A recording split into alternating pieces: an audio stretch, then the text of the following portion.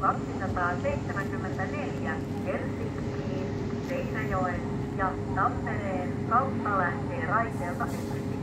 Pysähdyspaikat ovat Kemi, Oulu, Ylivieska, Kokkola, Seinäjoki, Tampere, Toijala, Hämeenlinna, Riihimäki, Tikkurila ja Pasila. Taxitåg 224 till Helsingfors via Seinäjoki och Tammerfors avgår från spår 1.